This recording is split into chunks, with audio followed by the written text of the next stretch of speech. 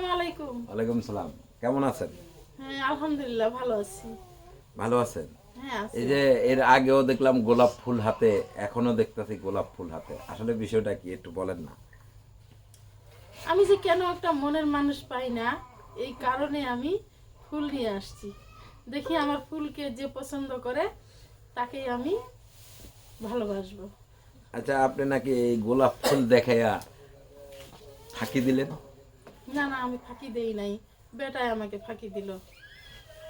বেটায় ফাঁকি দিতে? হুম। কিভাবে ফাঁকি দিল একটু শুনি। বলছে বিয়ে করব, হুম। এটা করব সেটা করব, তারপর আর বিশ্রাইয়া পাই না। আচ্ছা, এই যে বিয়ে করবে, এটা করবে, সেটা করবে, তারপর আর খুঁজে পাচ্ছেন না, না, আসলে কি কারণে, কেন, কি হয়েছে একটু বলেন না? জানি না, ওনার বউ শুনছি নাকি বউ আছে।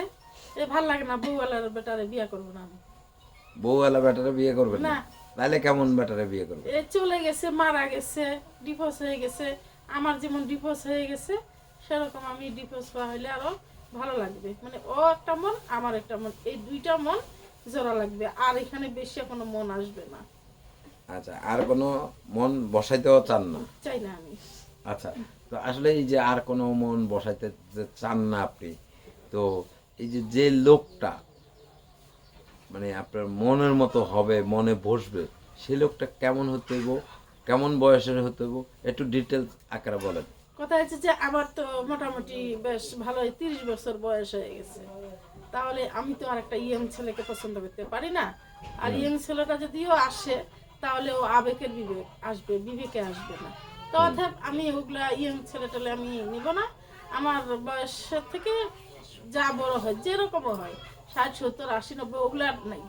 আমি একটা বয়স্ক মানুষ হলেও বিয়ে করব, তার সেবা করব, ও আমাকে দেখবে। আর আমি শুনছি আগের দেশের মানুষ যে বয়স্ক লোক নাকি বউকে আদর করে। হুম। আচ্ছা, তো আসলে এই যে শোনা কথা নাকি বিশ্বাস করা ঠিক না? না, কিছু কিছু হয়। আগের যুগের লোক বলছে যে ছেলেরা তো খালি টাঙ্কি মারে, আর বয়স্ক লোক বউকে আদর করে, সম্মান করে এবং ভালোভাবে দেখাশোনারও চেষ্টা করে উনি। তাই? আমাদের গ্রামেও দেখছি। গ্রামে কি দেখছেন একটু আমার বলেন? একটা দাদি হবে, হুম। এই চেংড়া বয়সে, আমার থেকে একটু ভালো বয়সের, কিন্তু দাদাটা অনেক বয়স, যেই আদর করে দেখছি, অনেক অনেক আদর করে। আপনাকে আদর করছে নাকি না, দাদা? আমাকে আদর করে, কিন্তু আমি তো নাতনি হই। তো নাতনিরে তো দাদা আদর করে না, নাকি? দেখছি অনেক কিছু নিয়ে আসছে। দাদুগুলা কি সেদিন কত দাদির জন্য। এই জন্য আমিও পছন্দ করছি, মনে মনে ভাবতেছি আমিও যদি একটা বয়স্ক মানুষ পাই, তা আমি ওনাকে বিয়ে করব। আমাকে যদি ও বিয়ে করে, আমি ওনাকে মানে বিয়ে একজন করব। দাদা খুঁজছেন নাকি? খুঁজছি। কে মানে দাদার বয়স কত হইতে হইব? দাদার বয়স যা হয়, একটু বলেন না, নির্ধারিত করে দেন না।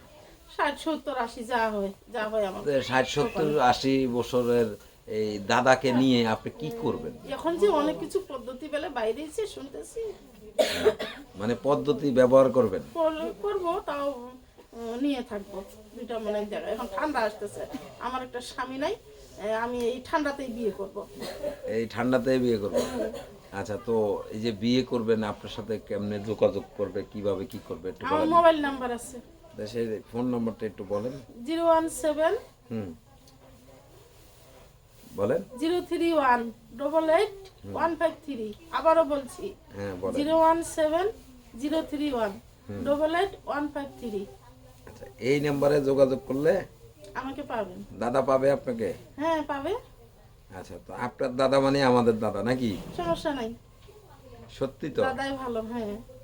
দাদাই ভালো? হ্যাঁ, দাদা যেন আমার কপালে আসে, এটা কি আমরা দোয়া করে দিতে? দোয়া করে দেন যেন আচ্ছা, আসে আমার কপালে। আসলে কি এই যে দাদা চাচ্ছেন না প্রতারণা করবেন, কোনটা? প্রতারণা করে আর কি করব? একটা দাদা হইলেও তো আমাকে অ্যাকশন খাওয়াবে, পড়াবে। আর প্রতারণা করে কি লাভ? স্বামীও পাবো না, প্রতারণা, তাহলে দুই দুই রাস্তায় যাই, আমার লাভ কি? আমি এক রাস্তায় হাঁটবো, স্বামী করব। স্বামী করবে? স্বামী গ্রহণ করবো। আচ্ছা, তো ঠিক আছে, ভালো থাকবেন। দর্শক, আপনারা সকলে শুনলেন ওনার কথা। যদি আপনাদের ভালো লাগে, তাহলে আপনাদের নিজ দায়িত্বে আপনারা তাদের সাথে যোগাযোগ করবেন। ইউটিউব কর্তৃপক্ষ এই ধরনের কোনো দায় দায়িত্ব নেয় না, নিবেও না। তো আপনার কি দর্শকের উদ্দেশ্যে কিছু বলার আছে? দেশ ও বিদেশ যেখান থেকে হোক, যেখান থেকে আমাকে পছন্দ করবে, আমি ওখান থেকেই, আমাকে প্রস্তাব দিলে আমি বিয়ে শাদী করে নেব। বিয়ে শাদী করবেন? আচ্ছা, তো ঠিক আছে, ভালো থাকবেন, সুস্থ থাকবেন। আল্লাহ হাফেজ, আসসালামু আলাইকুম।